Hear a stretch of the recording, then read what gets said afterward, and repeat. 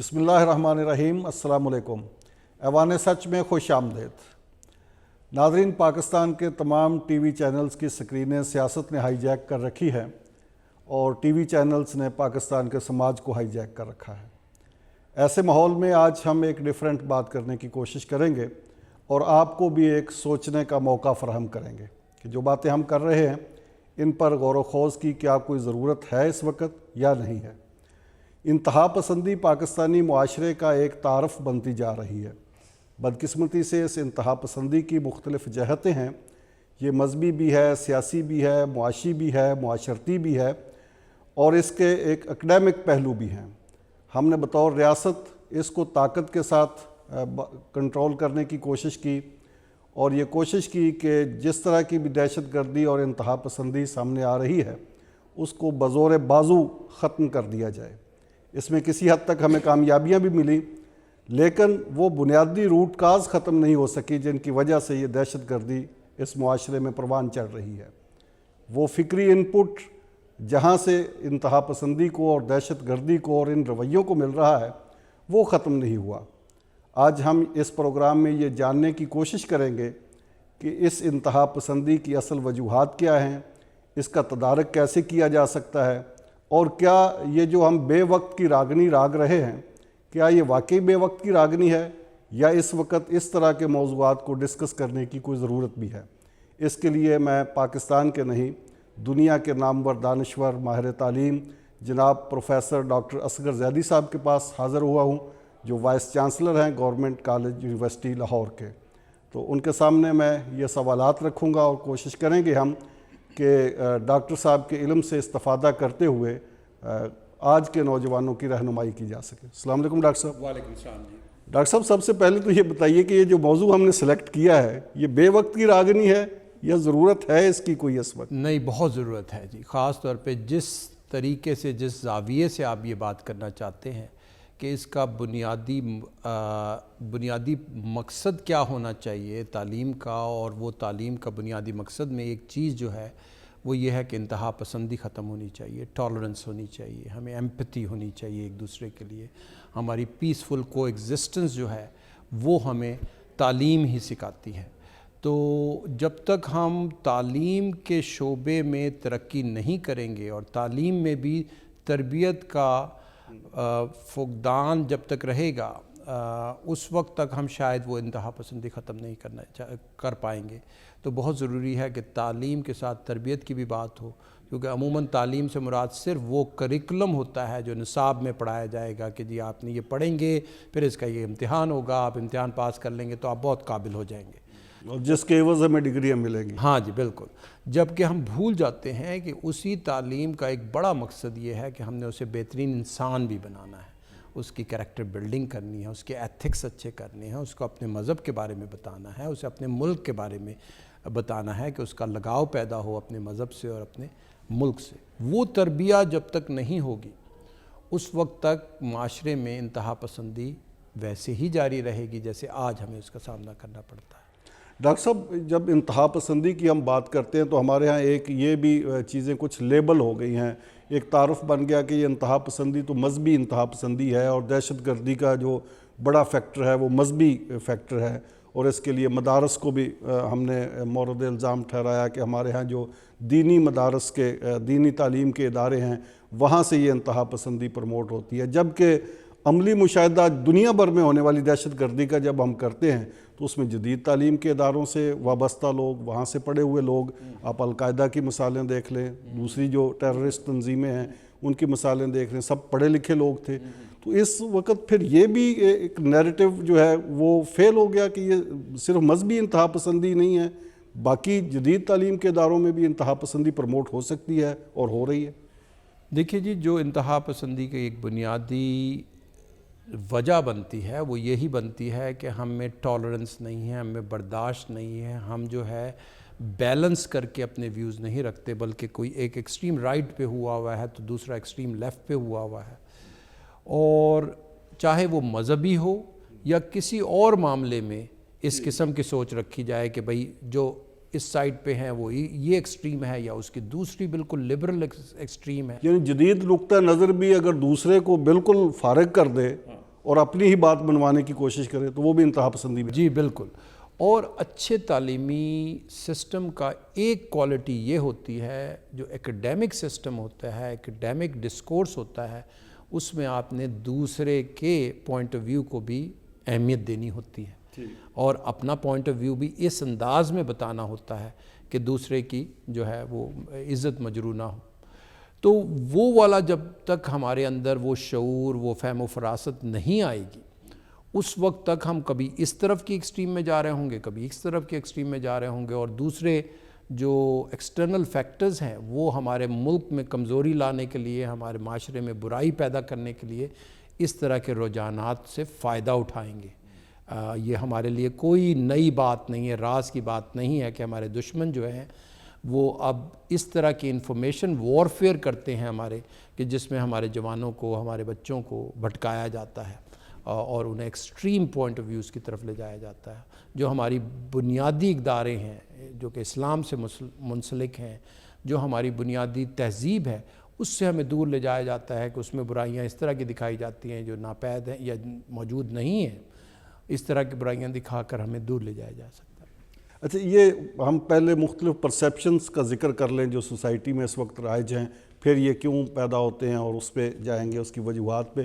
جس طرح میں نے عرض کیا کہ دینی تعلیم کا ایک پرسیپشن ہے، اسی طرح ایک پرسیپشن یہ بھی ہے کہ ان پڑھ لوگ، جاہل لوگ جو ہے وہ دہشت گردی میں ملوث ہوتے ہیں، وہ انتہا پسندی کا شکار ہوتے ہیں. تعلیم جہاں پہ نہیں دی جا رہی یا تعلیم کی کمی اس کی وجہ ہے. دوسری سائڈ پہ اب دیکھتے ہیں تو پڑھے لکھے لوگ بھی انتہا پسندی کا شکار ہیں. تو یہ کیا اصل بات کیا ہے اس میں؟ میں اس میں ایک سخت بات کروں گا، اور وہ سخت بات خود احتسابی کے موڈ میں کہی جا رہی ہے کہ میں سمجھتا ہوں کہ ہمارے ایجوکیشن سسٹم جو ہے اس معاملے میں ناکام ہو گئے ہیں. ہم اچھے طریقے سے وہ کریکٹر بلڈنگ اپنے اسٹوڈنٹس میں نہیں کر پائے اور نہیں کر پا رہے ابھی تک، کہ جو ہمارے پہ ایکسپیکٹیشنز ہونی چاہیے کہ جو بچہ ایک دفعہ ان تعلیمی اداروں سے گزر گیا، اب اس کا نہ صرف وہ ایک اچھا پروفیشنل ہوگا جو سبجیکٹ اس نے پڑھا ہے اس میں، بلکہ اس کا کردار ایسا ہوگا، اس کی تہذیب ایسی ہوگی کہ جس بھی محفل میں بیٹھے گا، اگر وہاں ان پڑھ لوگ بھی موجود ہیں تو وہ سر جھکا کے اس کی بات سنیں. جو ہمارے اسٹوڈنٹ جس طرح اشفاق احمد، فیض احمد فیض، ڈاکٹر محمد اقبال، بانو قدسیہ، یہ سب وہ لوگ ہیں کہ یہ ان پڑھ لوگوں میں بیٹھ کر ان کو وہ شعور دے رہے ہوتے تھے کہ جو شعور جو ہے لوگوں کو بعض اوقات بڑے بڑے تعلیمی اداروں میں جانے کے بعد بھی نہیں ملتا. یہ کبھی ٹی وی پروگرامز میں، کبھی کسی محفلوں میں، کبھی بیٹھکوں میں، وہ والی چیز ہم مس کر رہے ہیں. ہم چاہتے ہیں کہ ہمارا ہر گریجویٹ اشفاق احمد کی طرح کا ہو، جس محفل میں بیٹھے وہاں علم کی روشنی جو ہے وہ پھیل رہی ہو. تو جب اس طرح کی تحریک چلائیں گے، اس قسم کے مقاصد اپنے سامنے رکھیں گے، تب ہوگا کہ واقعی ہم اپنا کردار ادا کر رہے ہیں اس معاشرے کی بہتری. اس میں آپ نظام تعلیم کے فیلئر کا ذکر کر رہے ہیں، اور یقیناً آپ بڑے درد دل کے ساتھ یہ ذکر کر رہے ہیں. تو یہ دونوں نظام تعلیم کو آپ ذمہ دار سمجھتے ہیں، دینی تعلیم کا نظام بھی اور یہ جی بالکل بالکل. دیکھیے جی، میں جو لبرل ایجوکیشن سسٹم ہے ہمارا، اور خصوصاً میری کیونکہ اسپیشلائزیشن ہائر ایجوکیشن سسٹم میں ہے، میں اسی کی بات زیادہ اچھی طریقے سے کر سکتا ہوں. لیکن کچھ چیزیں ایسی ہیں کہ جو پچھلے ہمارے بچے جو 10 سال اسکول میں پڑھ کر آتے ہیں اور پھر انٹرمیڈیٹ میں کالج میں پڑھ کر آتے ہیں، ہمیں بہت مشکل ہوتی ہے ان چیزوں کی لرننگ کو ان لرن کرانے میں، کہ وہ ایک خاص قسم کی سوچ لے کر، خاص قسم کے طریقے سے ان کی ٹریننگ اسکول سسٹم نے کی ہوتی ہے، کہ جو یہاں پہ ہمارے لیے مشکل ہو جاتی ہے. ہم یہ کہہ سکتے ہیں جو بیڈ ہیبٹس لے کے آتے ہیں. ہاں وہ بیڈ ہیبٹ سے مراد یہ ہے کہ ہمارے بچے سارے بڑے ٹیلنٹڈ ہوتے ہیں. انہیں جو بتایا گیا کہ اس سسٹم میں آپ اس طریقے سے کامیاب ہوں گے، انہوں نے وہی کر لیا. انہیں بتایا گیا کہ اگر آپ رٹ کر اپنی کتاب جو کریکولم ہے اس کا ہو بہو اپنے ایگزامینیشن پیپر میں لکھ دیں گے تو اس میں کامیابی ہے آپ کی. انہوں نے وہی چیز بہترین طریقے سے کر لی. جبکہ آپ او لیولز اور اے لیولز ایگزام میں جائیں، انہیں بتایا گیا کہ دیکھو ہو بہو ریپروڈکشن تو کاؤنٹر پروڈکٹیو ہو سکتی ہے، بلکہ اس سبجیکٹ کو اچھی طرح سمجھیں اور اپنے اندر لکھنے کی سمجھنے کی اتنی صلاحیت رکھیں کہ آپ کو ہو بہو نہ لکھنا پڑے. یعنی سسٹم ڈیمانڈ کر رہا ہے کسی اور قسم کی لرننگ. اور بچے ہمارے بہترین بچے اے لیولز او لیولز میں بھی بڑی بڑی پوزیشنز لیتے ہیں کیونکہ ان کو یہی اچھے اساتذہ ملے, اچھا سسٹم ملا اور اس میں انہوں نے اچھا پرفارم کیا. تو یہ کہنے کے بعد اب میں یہ بھی کہنا چاہوں گا کہ ہم یہ نہیں کر سکتے کہ ہم یہ کہیں کیونکہ اسکول سسٹم میں خرابی ہو گئی تو اب ہم یونیورسٹی سسٹم میں کوئی بہتری نہیں لا سکتے. نہیں, ہمارے پہ بھی بڑی ذمہ داری عائد ہوتی ہے. 4 سال بچہ اور بچی کوئی ہمارے پاس گزارتا ہے, اس میں ہمیں بہت سے مواقع ایسے ہوتے ہیں کہ جس میں نہ صرف ہم وہ سبجیکٹ اچھے طریقے سے پڑھائیں کہ جس کو وہ پڑھنا چاہتے ہیں, بلکہ ان کے کردار میں بہتری لائیں, ان کی کیا قائدانہ صلاحیتیں ابھاریں, ان کے ایتھکس جو ہے وہ اس میں بہتری لائیں, ان کی مورالٹی اچھی ہو, وہ اچھے انسان بنیں. اس میں ڈاکٹر صاحب سکول ایجوکیشن کا جو آپ نے ذکر کیا اس پہ بھی میں سوال کروں گا آپ سے, لیکن اس سے پہلے ہائر ایجوکیشن پہ جب بچہ آپ کے پاس آ جاتا ہے تو ایک یہ آج کل یہ بھی ٹرینڈ چل رہا ہے زیادہ, کیونکہ گلوبل ولیج کا کنسیپٹ ہے تو گلوبل اکانومی بھی گلوبلی ہو گئی ہے. اب معاش کا فکر زیادہ ہے لوگوں کو, آپ سائنٹیفک جو سائنسی مضامین ہیں وہ زیادہ پڑھتے ہیں, آئی ٹی کے اور اکنامکس کے اور معاشیات کے سبجیکٹ زیادہ پڑھتے ہیں, اور جو سوشل سائنسز ہے اس کو اس طرح اہمیت نہیں دی جاتی. جو پڑھنے والے ہیں وہ بھی نہیں دیتے, جو پڑھانے والے ہیں وہ بھی نہیں دیتے. تو سوشل سائنسز کے جو کمی ہے یہاں پہ وہ بھی کوئی فیکٹر بن رہا ہے اس میں. بہت اہم بات کی جی آپ نے. سوشل سائنسز اور اینڈ ہیومینٹیز, یہ 2 فیلڈ آف ایجوکیشن ہیں جو ہر شخص کو پڑھنی چاہیے. ہم دیکھتے ہیں اپنے نیبرنگ کنٹری کے بڑے ایک انسٹیٹیوٹ کی بات ہوتی ہے کہ وہاں کے گریجویٹ جو ہیں وہ امریکہ میں جا کے بہت اچھی نوکریاں لیتے ہیں, یا دبئی مڈل ایسٹ میں بڑے اچھی نوکریاں لیتے ہیں. اگر ہم ان کا نصاب پڑھنا شروع کرتے ہیں کہ چاہے وہ ٹیکنالوجی کے اسٹوڈنٹس ہوتے ہیں, لیکن ان کو پہلے سالوں میں بڑی شدت سے سوشل سائنسز اور ہیومینٹیز پڑھائی جاتی ہے تاکہ ان کے ذہن میں جو ہے وہ ان کا کھلے اور کھلے ذہن کے ساتھ وہ ٹیکنالوجی پڑھ سکیں. اسی طریقے سے ہم MIT, اسٹینفورڈ جو ٹاپ لیول کے سکولز ہیں, اگر ان کا کریکولم دیکھتے ہیں تو وہ بچے جو STEM یعنی سائنس کے اسٹوڈنٹس ہوتے ہیں وہ بچے سوشل سائنس بھی پڑھتے ہیں, وہ بچے ہیومینٹیز کے سبجیکٹس بھی پڑھتے ہیں. اور تو یہ بھی ہمارے سسٹم میں تو یہ موجود ہے کہ ہم سوشل سائنسز پڑھائیں گے, ہیومینٹیز پڑھائیں گے, لیکن شاید ہم اتنے اچھے طریقے سے وہ تعلیم دے نہیں پاتے. اس موقع پہ جو ہے میں جو ہائر ایجوکیشن کمیشن کی نئی انڈر گریجویٹ پالیسی ہے اس کی تعریف کروں گا, اور خصوصاً جو اب ریوائزڈ ورشن آ رہا ہے نئی انڈر گریجویٹ پالیسی کا, کہ اس میں پہلے سال ہم نے بچوں کو یہی سارے کورسز پڑھانے ہیں جس میں بہت سی سوشل سائنسز ہیں, ہیومینٹیز ہیں. اگر کوئی بچہ سوشل سائنسز کا ہے تو اس کو تھوڑی بہت سائنس بھی پتہ ہونی چاہیے, بچہ سائنس کا ہے تو اس کو ہیومینٹیز بھی پتہ ہونی چاہیے. تو پہلے سال کے جو مکس آف کورسز ہیں وہ ہم ان کی وائڈر انٹلیکچول ڈیولپمنٹ کے لیے وہ پڑھائیں گے, اور اس کے بعد دوسرے سال سے وہ اسپیشلائزیشن کی طرف جانا شروع ہوں گے ایک سبجیکٹ کی طرف, اور پھر تیسرے اور چوتھے سال میں مزید اسپیشلائزیشن کریں گے.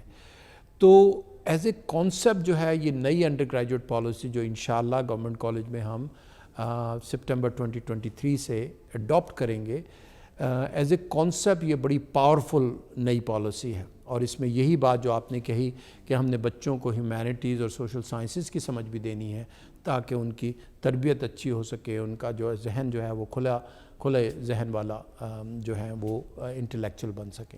اس میں ڈاکٹر صاحب یہ تو امپلیمنٹ ہوگی اور اللہ کرے ہو جائے. اس سے پہلے گورنمنٹ کالج کا تو چونکہ ایک معیار ہے مقرر, آپ کا ایک میرٹ ہے, اور آپ سوسائٹی کے جو اچھے برین ہیں جو بچے ان کو آپ لیتے ہیں, اور ظاہر ہے آپ کے لیے ایزی ہو جاتا ہے کہ ایک اچھے برین کی تربیت کرنا اس کے لیے اچھا یہ آپ کے لیے ایزی ہو جاتا ہے. لیکن باقی جو اوورآل ہمارے ہاں تعلیمی نظام ہے تو وہاں پہ کس طرح کی مشکلات پیش آئیں گی؟ یہ جو پالیسی جس کا آپ ذکر کر رہے ہیں یہ کتنی آسانی کے ساتھ ہر جگہ پہ امپلیمنٹ ہو پائے گی؟ دیکھیے جی, ہم نے نہ صرف اپنے ادارے کی فکر کرنی ہے بلکہ ہم نے مشعل راہ بننا ہے دوسرے اداروں کے لیے.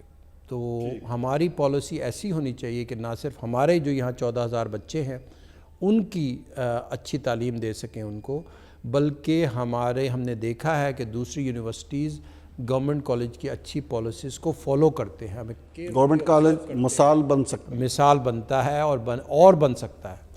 تو ہم یہی چاہیں گے کہ اس جذبے سے ہم اس طرح کی پالیسیز لائیں، اپنے اندر بہتری لائیں کہ جو دوسرے education institutions, higher education institution کو بھی ساتھ لے کے چلیں.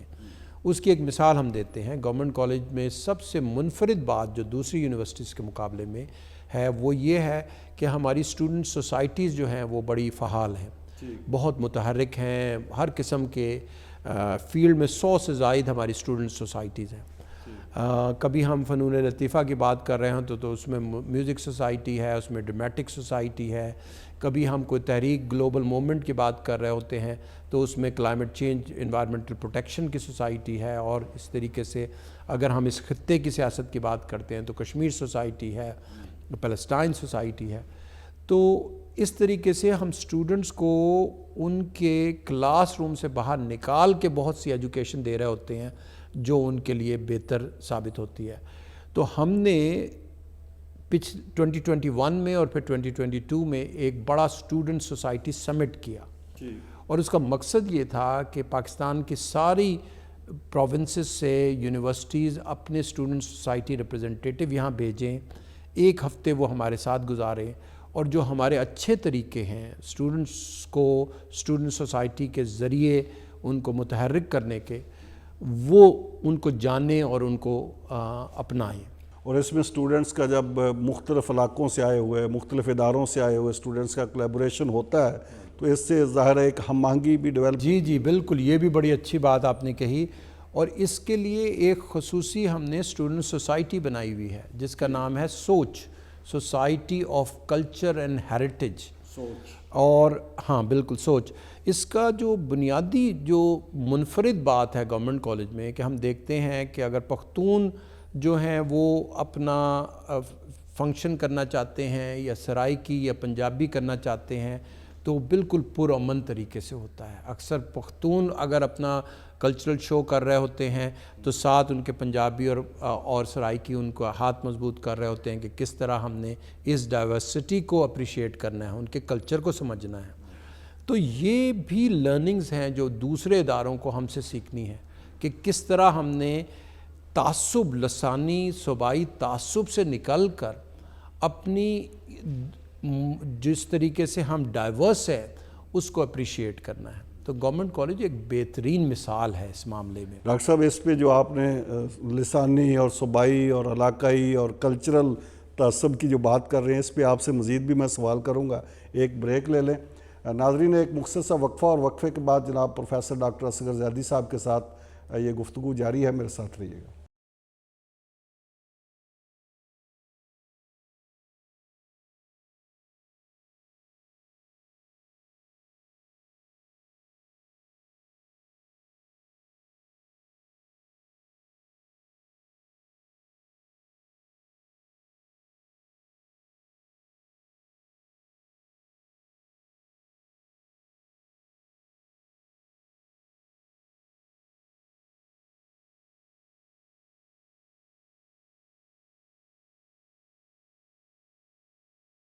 جی ایوان سچ میں ایک بار پھر خوش آمدید. نامور ماہر تعلیم اور گورنمنٹ کالج یونیورسٹی لاہور کے وائس چانسلر جناب پروفیسر ڈاکٹر اصغر زیدی صاحب میرے ساتھ موجود ہیں اور بات کر رہے ہیں ہم سماج میں پائی جانے والی انتہا پسندی پہ. ڈاکٹر صاحب بریک سے پہلے آپ نے مختلف عصبیتوں کا ذکر کیا. تو یہ عصبیتیں پازیٹیو بھی ہوتی ہیں اور نیگیٹو بھی ہوتی ہیں. ہمارے ہاں بدقسمتی سے یہ نیگیٹو عصبیتیں زیادہ فروغ پاتی ہیں اور یہ نوجوانوں میں بھی فروغ پا رہی ہیں. جس طرح آپ نے کہا کہ ہمارے یہاں پہ تو بلوچ اور پختون اور پنجابی ہونے پہ لڑائی جھگڑے ہو جاتے ہیں. یونیورسٹی سے باہر ہوں تو ایک اور بات ہے، اس بات میں یونیورسٹیوں کے اندر ہو جاتے ہیں. تو اس کی کیا ریزن ہے؟ ہم اس نیگیٹو عصبیت کو کنٹرول کیوں نہیں کر سکے اور پازیٹیو عصبیتیں کیوں نہیں فروغ پا سکے؟ بالکل جی، بڑا اچھا سوال ہے آپ کا. دیکھیے اس میں سب سے اہم بات یہ ہے کہ ہم نے بچوں کو، اپنے اسٹوڈنٹس کو آئیڈینٹیفیکیشن دینی ہے کیونکہ یہ ہماری ایک نیچرل انسٹنکٹ ہوتی ہے کہ ہم آئیڈینٹی ڈھونڈ رہے ہوتے ہیں، پہچانے جائیں، جو ہماری پہچان کیا ہے۔ آپ آئیں گے، میں آپ سے پوچھوں گا کس علاقے سے تعلق ہے، کون سے آپ نے کہاں سے تعلیم حاصل کی، آپ کی سوچ کیا، اس معاملے میں کیا سوچ ہے، اور اس سے میں آپ کے ساتھ اپنے ڈاکخانے میں روابط بڑھاؤں گا، روابط بڑھا رہا ہوتا ہوں۔ تو ہم نے یہ کیا کہ ہم نے ہر اس قسم کے پروسیس کو سپریس کر دیا کہ جس میں بچے اسٹوڈنٹس جو ہیں وہ اچھے پازیٹیو طریقے سے اپنی آئیڈینٹیفیکیشن جو ہے وہ ظاہر کر سکیں۔ ہم نے یہ کیا تو اس کا نتیجہ کیا ہوا کہ اب انہوں نے کہیں کسی بنیاد پہ تو اپنی آئیڈینٹیفیکیشن یا اپنی گروپ ایسوسیشن کرنی ہے، تو وہ ایسے بنی کہ اچھا آپ کا علاقہ بھی وہی ہے، آپ کی زبان بھی وہی ہے، تو میرا بھی وہی ہو گیا۔ اور پھر اس گروپ میں بیٹھے تو اس گروپ کی ٹاکسٹی بھی جو آگے آ گئی کہ جی ہمارے صوبے کے ساتھ ظلم ہوتا ہے، ٹھیک ہے، تو وہ سوچ جو ایک ٹاکسک سوچ تھی وہ بھی جو ہے پروموٹ ہو گئی، کیونکہ ہم نے آئیڈینٹیفیکیشن وہ دی۔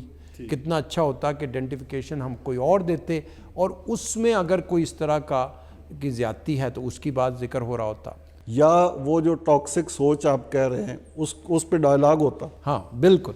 دیکھیے میں آپ کو ایک سٹوری سناتا ہوں کہ جب میں قائد اعظم یونیورسٹی میں پڑھتا تھا، اس زمانے میں اسٹوڈنٹس یونین کا بڑا زور و شور تھا، اور ہمارے اپنے دوست، ہمارے کلاس فیلو جو ہم شام کو بیٹھے ہوئے گپ شپ کر رہے ہوتے تھے، چائے پی رہے ہوتے تھے، صبح کو پتہ چلتا تھا کہ ایک نے دوسرے کا سر پھاڑ دیا اور اس کی وجہ سے فائرنگ ہوئی فلاں کونے میں، اور اگلے 2 دن احتجاجاً جو ہے یونیورسٹی بند ہے، ٹھیک ہے۔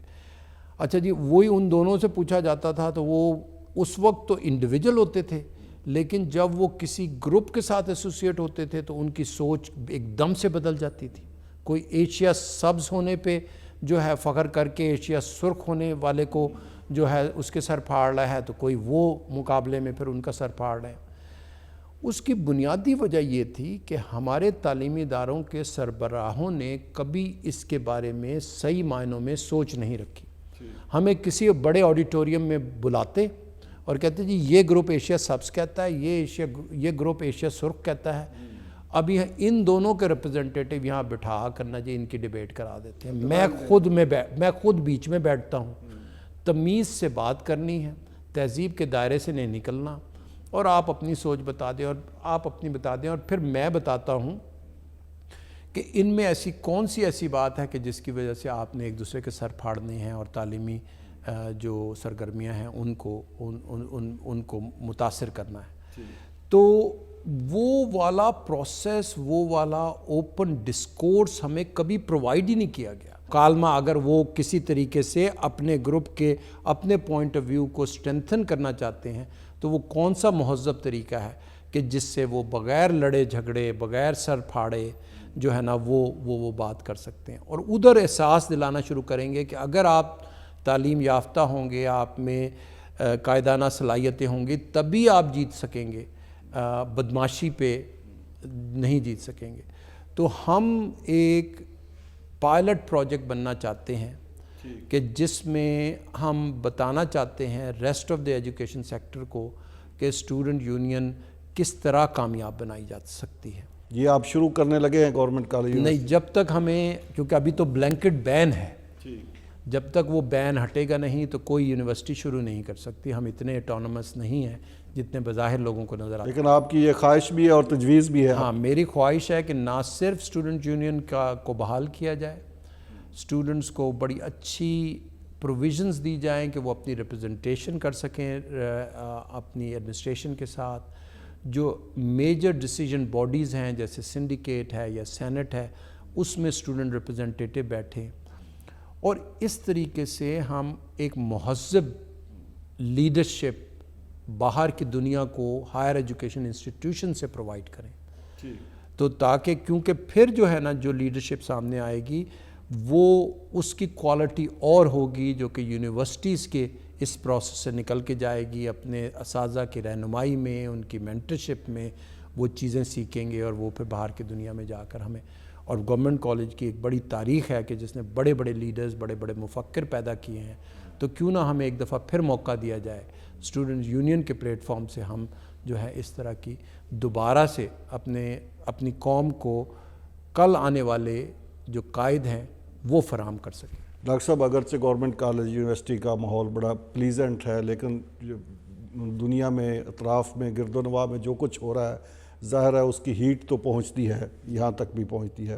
ہمارے ہاں یونیورسٹیوں میں ہم کسی کا نام نہیں لیتے، لیکن ہمارے ہی تعلیمی ادارے ہیں سارے، وہاں پہ دیکھتے ہیں کہ اساتذہ کے ساتھ بدتمیزی ہوتی ہے اسٹوڈنٹس کی طرف سے، اساتذہ کو مارنے تک کے واقعات سامنے آئے ہیں، اور مخالف نقطہ نظر کو برداشت نہیں کیا جاتا، اسٹوڈنٹس بات سننے کو تیار نہیں ہوتے، ایون کہ اساتذہ میں بھی، آپ کے اکیڈمک سٹاف میں بھی اس طرح کا ہوتا ہے کہ آپ مخالف نظریات کو سننا تو برداشت کرنا تو درکنار، سننا بھی پسند نہیں کرتے۔ تو اس طرح کے جو چیلنجز ہیں ان سے آپ کیسے نمٹتے ہیں اور باقی لوگوں کو کیسے نمٹنا چاہیے؟ دیکھیے، گورنمنٹ کالج ایک بہترین مثال ہے دوسرے اداروں کے لیے جہاں پر یہ پرابلمز ہیں کہ میں یہ یقین رکھتا ہوں کہ جب بچہ ہمارے پاس پہلے سیمسٹر میں آتا ہے، وہ ایک معصوم بچہ ہوتا ہے جس کی خواہش ہوتی ہے کہ وہ بہترین تعلیم اور تربیت اس بڑے ادارے سے حاصل کرے۔ اسی طرح جب وہ دوسرے اداروں میں جاتا ہے تو وہ بھی اسی انیشل کانسیپٹ کے ساتھ جاتا ہے۔ یہ ہمارے ہی اور آپ کے ہی بچے ہوتے ہیں کہ جو کہ بڑے ارمان لے کر جو ہے یونیورسٹی میں آ رہے ہوتے ہیں۔ اس کے بعد اس کے ذہن میں کیا ٹاکسٹی کریٹ ہوئی کہ اس نے جو ہے نا کس طریقے سے اساتذہ کی جو عزت بنتی ہے وہ نہیں دی، یا اپنے رویے میں انتہا پسندی لے آیا، اس کی ساری ذمہ داری پھر ہم پر عائد ہوتی ہے۔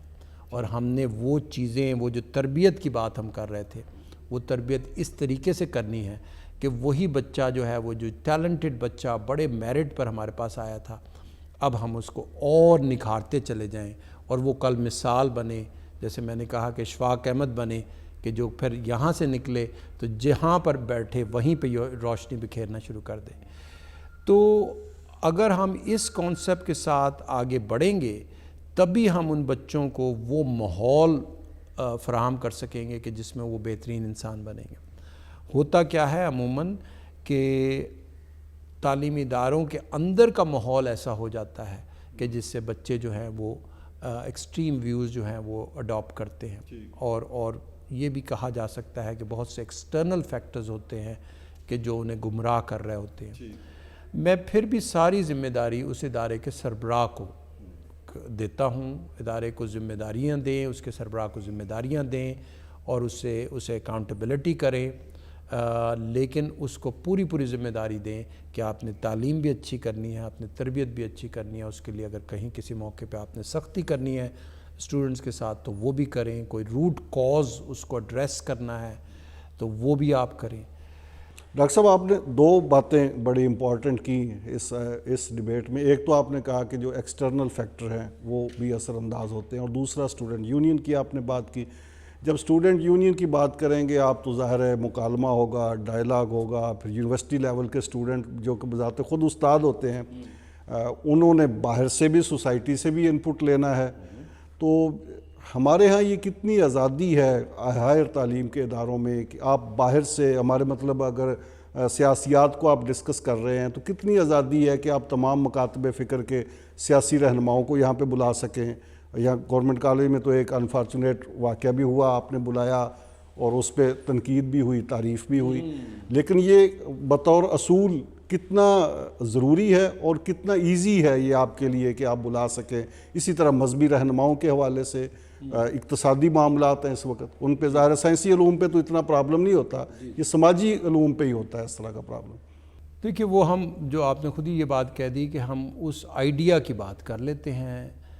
دیکھیں، ہم جمہوریت کے قائل ہیں، تبھی ہم جو ہے جو ڈیموکریٹک سسٹم ہم نے اڈاپٹ کیا ہوا ہے، جس کے مطابق ہم اپنے قائدوں کو سلیکٹ کرتے ہیں، جو قائدین ہیں ہمارے یہاں۔ جمہوریت کی کامیابی کا بڑا جو راز ہے وہ ہے کہ آپ کا جمہور جو ہے اس میں عقل و فہم ہو، اس میں شعور ہو، اس میں فراست ہو، تاکہ وہ جو آپ کے قائدین جو جمہوریت کی مدد، جمہوریت کے سسٹم میں رہتے ہوئے ان کی چوائس کرتا ہے، وہ قائدین جو ہے وہ اچھے آئیں۔ اور اگر کسی وقت اس کا انتخاب اچھا نہیں ہوتا تو وہ دوبارہ جمہوریت کا اسے موقع ملتا ہے اور اس میں وہ پھر فیصلہ کرتا ہے کہ یہ اپنے انتخاب پہ نظر ثانی کرتا، اپنے انتخاب پہ نظر ثانی کرتے ہوئے یہ ہمیں پورا یقین ہونا چاہیے کہ ہم نے اپنے جمہور کو عقل و فہم دینا ہے، ہم نے ان کو ایسا شعور دینا ہے کہ وہ اچھے فیصلے کر سکیں۔ شعور کہاں سے نکلے گا؟ کیا شعور جو ہے اب ہم نے جو گلیوں کے چوکوں میں تقریریں کر کر کے لوگوں کو پہنچانا ہے، یا شعور ہم نے جو اس ملک کے بہترین تعلیمی ادارے ہیں وہاں پر کریٹ کرنا ہے اپنے بچوں میں، اپنے جوانوں میں، اور وہ ایسا شعور ہو کہ ہر چراغ جو وہاں سے جلے وہ باہر جا کر اور چراغ جلائے۔ ٹھیک ہے، اس کے لیے بہت ضروری ہے کہ آپ ہر قسم کی سوچ بڑے مہذب طریقے سے ان تک پہنچائیں، اور اس طریقے سے پہنچائیں کہ ان کو احساس ہو کہ یہ ہماری تعلیم و تربیت کا حصہ ہے۔ ٹھیک ہے، اسی سوچ کو رکھتے ہوئے ہم یہ چاہتے ہیں کہ ہر قسم کے پرسپیکٹیو کے لوگ یہاں موجود ہوں، فنون لطیفہ کے بھی ہوں، مذہبی قائد بھی ہوں، سیاسی قائد بھی ہوں، سیاسی قائد میں رائٹ ونگ کے اگر کوئی رائٹ سائڈ کے بلیف رکھنے والے ہیں وہ بھی ہوں، لیفٹ سائڈ کے بلیف رکھنے والے ہیں وہ بھی ہیں، تو ہر قسم کے لوگوں کا ہمارے اسٹوڈنٹس کے ساتھ انٹریکشن ہو۔ ایک جو بڑی اہم بات ہے اس میں کہ عموماً مونولوگ ہوتے ہیں، عموماً یہ ہوتا ہے کہ ہم بلاتے ہیں، وہ ایک بڑی سی تقریر ہوتی ہے اور پھر وہ چلے جاتے ہیں اور پھر اس کی جو ریپرکشنز ہوتی ہیں۔ میرا خیال ہے کہ یہ اب ہم نے ڈائلاگز کرنے ہیں۔ اچھا، اب جب مونولوگ نہیں ہوگا، اب یہ ڈائلاگ ہوگا، آپ کوئی بات کریں گے، بچے اس سے سوال جواب کریں گے، آپ نے اس کے جواب میں جو ہے نا بات کرنی ہے، اپنا منشور جو ہے نا ان کے سامنے رکھنا۔ ڈاکٹر صاحب، سوسائٹی میں تو بڑی گھٹن ہے، معاشرے میں آپ سوال نہیں کر سکتے، جو آپ کے اندر سوال اٹھ رہے ہیں وہ آپ ٹیبل نہیں کر سکتے۔ ان اداروں میں، یونیورسٹیوں میں یہاں پہ سوال کرنے کی آزادی کتنی ہے؟ بہت ہے۔ دیکھیے، ہمیں بعض اوقات ہمیں پریشانی ہو جاتی ہے، ہمیں نقصان اٹھانا پڑتا ہے۔ جیسے ہم نے پہلے ثاقب نثار صاحب کو بلایا، چیف جسٹس ہیں، اپنے زمانے کے چیف جسٹس تھے، ان کے جو فیصلے ہیں وہ ان کا لینا دینا، انہوں نے جو جس بیسس پہ کیا، لیکن وہ جوڈیشری اور لیگل سسٹم کو اچھا سمجھنے والے ایک شخص ہیں۔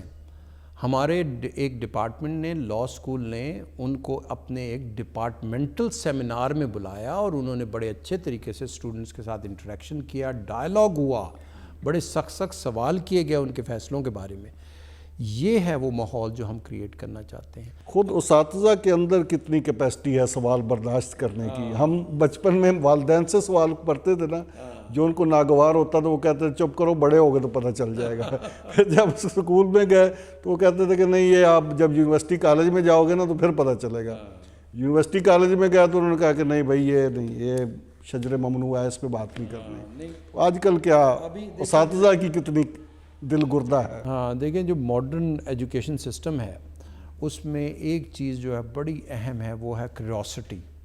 آپ نے اسٹوڈنٹس میں تجسس پیدا کرنا ہے، اور اسٹوڈنٹ میں تجسس اگر آپ پیدا کرنے میں کامیاب ہو گئے تو پھر ان کی طرف سے سوال بھی آئیں گے، ٹھیک ہے نا، اور وہ سوال مزید تجسس کا باعث بنیں گے، مزید جو ہے وہ اس میں ایجوکیشن جو ہے وہ ہم دے سکیں گے۔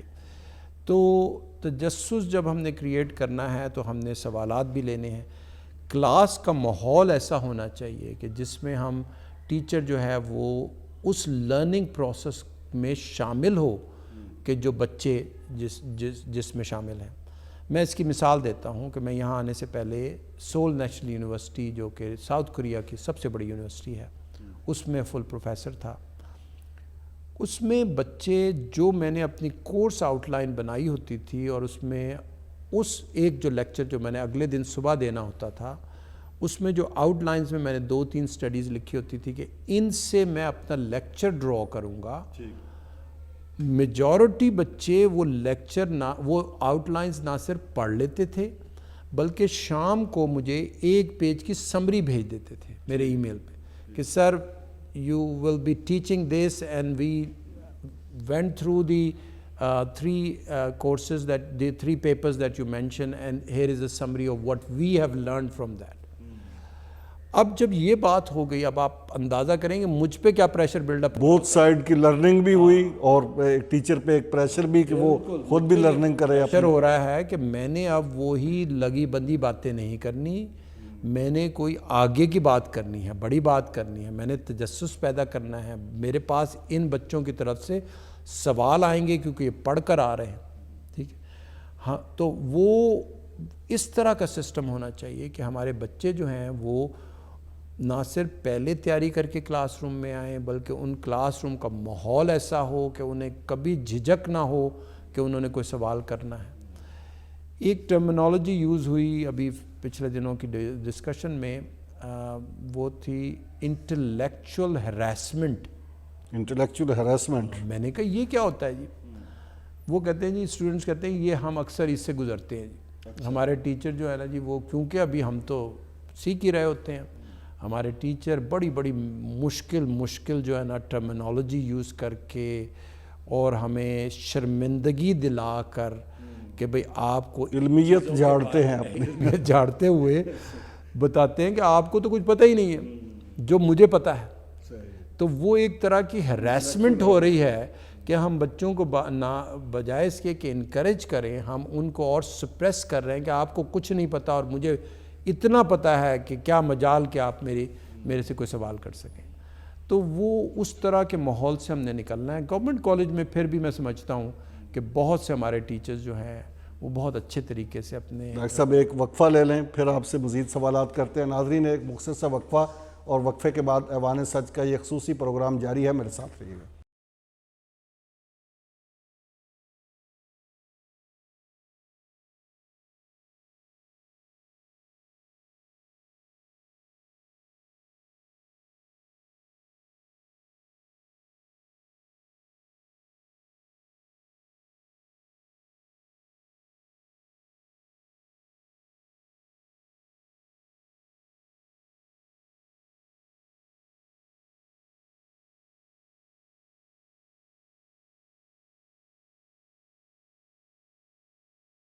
جی ناظرین, ایوان سچ میں ایک بار پھر خوش آمدید. ڈاکٹر صاحب, ایک تو فنون لطیفہ کی بات آپ نے کی کہ فنون لطیفہ کی امپلیمنٹیشن اور فنون لطیفہ کی ڈسکشن اور اس پہ ان شعبوں کی کامیابی, یہ ہمارے ہاں سٹریس کو کم کرنے میں اور انتہا پسندی کو کم کرنے میں کتنی مددگار ہے؟ آپ کا اپنا ایکسپیرینس کیا کہتا ہے اس پہ؟ میں سمجھتا ہوں کہ جی بچوں کا بہت سا ٹیلنٹ جو ہے وہ فنون لطیفہ جو پرفارمنگ آرٹس کے تھرو جو ہے وہ ہم سامنے لا سکتے ہیں. جیسے ہماری میوزک سوسائٹی جو ہے وہ بڑی فعال ہے, اسی طرح ہماری ڈرمیٹک سوسائٹی بہت اچھا پرفارم کرتی ہے. یہ وہ چینلز ہوتے ہیں کہ جس میں یہ اپنے مختلف قسم کے ٹیلنٹس کو سامنے لا سکتے ہیں. اسی طرح بہت سے بچے ہمارے اتنے ٹیلنٹڈ ہوتے ہیں, اگر ہم انہیں یہ اپرچونٹیز پرووائڈ نہ کریں تو وہ فرسٹریٹ ہو جاتے ہیں. اور اس میں سپورٹس بھی خصوصاً سپورٹس کو تو ہم نے بہت پروموٹ کیا پچھلے 2-3 سال میں جب سے میں یہاں موجود ہوں. یعنی اس کی ایک مثال یہ ہے کہ گورنمنٹ کالج میں پہلی دفعہ پچھلے سال 2021 میں اور پھر بعد میں ہم نے اسے 2022 میں بھی کنٹینیو کیا, ہم نے گرلز کو سپورٹس بیسس پہ ایڈمیشن دیا. اس سے پہلے ہم سپورٹس کی ٹیم تو بناتے تھے, گنی چنی 4-5 ٹیمیں بنا دی, لیکن کبھی ان کو یہ اعزاز نہیں دیا کہ اگر آپ سپورٹس میں اچھی ہوں گی تو گورنمنٹ کالج میں ایڈمیشن اس بیسس پہ بھی آپ کا ہو سکتا ہے. اب ہماری جب 2 سال میں ہم نے 21 میں اور 22 میں جب ہم سپورٹس بیسس پہ ایڈمیشن دے دیا ہے, اب ہماری بچیاں جو ہیں اس سال گورنمنٹ کالج کی تاریخ میں ایسے کبھی نہیں ہوا کہ ساری جو HEC کی 30 گیمز ہیں اس میں ہماری گرلز ٹیم نے شمولیت کی ہے. تو یہ والا جو ہم سپرٹ لا رہے ہیں کہ آپ پازیٹیو ایکٹیویٹی میں اتنا بچے کو انگیج کریں کہ وہ نیگیٹو ٹاکسٹی کی طرف اس کا ذہن نہ جائے. ڈاکٹر صاحب, آپ بطور ماہر تعلیم کیا سمجھتے ہیں کہ ایک تو یہ ہائر ایجوکیشن کا سسٹم ہم نے ڈسکس کیا, سکول لیول پہ ہمارے ہاں کیا تبدیلیاں ہونی چاہیے, کیا چیزیں ایسی وہاں پہ رائج ہونی چاہیے کہ یہ انتہا پسندی وہاں سے پروان ہی نہ چڑھ سکے, وہاں سے روٹ ہی نہ پکڑ سکے؟ دیکھیے جی, اس میں سمجھتا ہوں کہ جو سنگل نیشنل کریکولم کا ایک آئیڈیا تھا اور اچھی طریقے سے امپلیمنٹ بھی ہوا، اس کو کنٹینیو کرنا چاہیے. ہاں اس پہ کچھ تنقید کر سکتے ہیں، اس کو ریفائن کر لینا اس کو ریفائن کرنا چاہیے اچھے طریقے، لیکن وہ جو آئیڈیا ایز سچ ہے نا کہ جس میں ہم چاہ رہے ہیں کہ ایسا کریکولم ڈیفائن ہو کہ جس سے ٹرو لرننگ ہو ہمارے اسٹوڈنٹس کی، پازیٹیو جو ہمارا اسلام جو ہے، جو ہمارا ایک فل سسٹم آف ایتھکس ہے وہ پڑھایا جائے، نہ کہ صرف ناظرہ تک محدود کر لیا جائے. وہ بھی کیا جائے، بچے آیتیں یاد کریں تاکہ وہ ان کو جو ہے اپنے قرآن میں اور اپنی نماز میں جو ہے وہ آسانی ہو. لیکن جو اصل اسپرٹ ہے اسلام کی کہ جس میں جو ہے ایک طریقہ جو زندگی گزارنے کا بہترین طریقہ ہے وہ بچوں کو سکھایا جائے. اسی طریقے سے جب پاکستان سٹڈیز کی بات کی جائے تو وہ بھی سبجیکٹ اس طریقے سے پڑھایا جائے کہ بچوں کو صحیح معنوں میں اپنے ملک سے لگاؤ ہو اور بچے پہچان سکیں اپنے ملک کے ہیرو کو، اپنے ملک کے ان قائدین کو کہ جنہوں نے ملک بنانے میں بڑا اہم کردار ادا کیا، اور ملک جو آج جس حالت میں موجود ہے اس میں کیا کردار انہوں نے ادا کیا. اسی طرح سبجیکٹ میں بھی وہ اس طرح کی نالج دی جائے کہ جس میں لرننگز ہوں، جس میں میمورائزیشن نہ ہو. یعنی ایک بڑی بات جو ہے وہ یہ ہے کہ جو بچہ صرف میمورائز کر کے ریپروڈیوس کرے گا اس کی کامیابی جو ہے کم جو ہے ہو، بلکہ اس کی جو کہ سرپرائز کوسچنز آنے پر جو ہے وہ اپنی نالج کے بنا پر رسپونڈ کرے گا ان کوسچنز کو ایگزامینیشن میں، اس کو زیادہ ترقی ہوگی. جب ہم سسٹم میں تبدیلی لائیں گے بچے ہمارے بڑے سمارٹ ہوتے ہیں. ڈاکٹر صاحب ہائر ایجوکیشن پہ پھر آ جاتے ہیں ایک دفعہ، آخری چند منٹ ہیں. ہمارے ہاں ایک مذہبی تعبیر ہے جو رائج ہے، اور جس کے نتیجے میں بھی مذہب کی بات نہیں کر رہا، مذہبی تعبیر کی بات کر رہا ہوں، اس کے نتیجے میں انتہا پسندی پروموٹ. اسی طرح ایک ہمارے ہاں تاریخ کی بھی ایک اپنی تعبیر ہے. کیا ہمارے ہاں یہاں پہ بھی مذہبی تعبیر میں بھی اور تاریخ کی تعبیر میں بھی سچ بولنے کی اور بچوں کو سچ پڑھانے کی اور اس طرح کی کوئی ضرورت ہے کہ ہم اپنے ان سالہ سال کی باتوں کو ایک دفعہ ریوزٹ کر لیں جو ہم سالہ سال سے جھوٹ بولے جا رہے ہیں؟ میں یہ تو نہیں کہوں گا کہ سالہ سال سے جھوٹ بول رہے ہیں، لیکن ایک جو اہم بات ہے وہ ہے کریکولم ڈیولپمنٹ. جس طرح میں نے کہا اسکول کے کریکولم بھی اہم ہے، اسی طرح ہائر ایجوکیشن میں بھی کریکولم ڈیولپمنٹ بہت اہم ہے. آپ کریکولم ڈیولپمنٹ اس طرح کریں کہ اس کا جینون امپیکٹ کریٹ ہو. اگر آپ ایتھکس پڑھا رہے ہیں، اسلامک سٹڈیز پڑھا رہے ہیں، تو ان کا امتحان لیتے ہوئے آپ کو 4 انویجیلیٹر نہ کھڑے کرنے پڑے کہ جو چیک کریں کہ یہ نقل نہیں ماریں گے. تو پھر تو آپ نے وہ امپیکٹ کریٹ ہی نہیں کیا جو اس کورس کا پورا جو وہ کورس سبق دیتا ہے. تو کریکولم ڈیولپمنٹ بہت اہم ہے. اور دوسری جو بڑی اہم بات ہے وہ ہے فیکلٹی ڈیولپمنٹ. وہ اساتذہ کی جو معیار جو میرے اور آپ کے زمانے میں شاید ہمیں ملتا تھا اب نہیں رہا، اور حالانکہ اب ہمارا باہر کی دنیا سے بہت بڑا مقابلہ شروع ہو گیا. اس میں اساتذہ کی جو ہے وہ ٹریننگ بہت ضروری ہے، فیکلٹی ڈیولپمنٹ بہت ضروری ہے. کریکولم ڈیولپمنٹ، فیکلٹی ٹریننگ، اور اس کے ساتھ ساتھ ایک بڑا اچھا ماحول یونیورسٹی کا کہ جس میں learning beyond the class room through student societies جو ہیں وہ ہو سکے. ڈاکٹر صاحب آخری سوال، معاشی ابتری اور دولت کی غیر منصفانہ تقسیم یہ کتنی اثر انداز ہو رہی ہے انتہا پسندی کے فروغ میں؟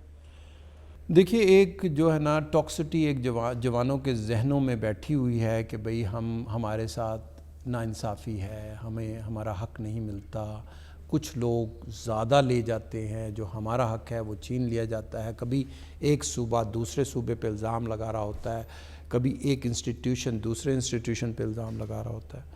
تو اس کے لیے بہت ضروری ہے کہ ہم دوبارہ سے ایک نیشنل نیریٹو، نیشنل ڈائلاگ شروع کریں، گرینڈ ڈائلاگ شروع کریں. جو میں نے وہ اسپرٹ آپ کو کہی تھی نا کہ یونیورسٹیز جو ہے لیڈ کریں اس ڈائلاگ کو، اور بٹھائیں مفکروں کو اور کہیں کہ یہ معاملات ہیں، بتائیں ہمیں کہ کیا اس سے ہم کس طریقے سے نکل سکتے ہیں. بٹھائیں پولیٹیکل لیڈرز کو اور کہیں کہ تہذیب میں رہتے ہوئے سب کچھ سامنے رکھتے ہوئے ہمیں بتائیں آپ کا کیا بیانیہ ہے کہ آپ کس طریقے سے نکال پائیں گے.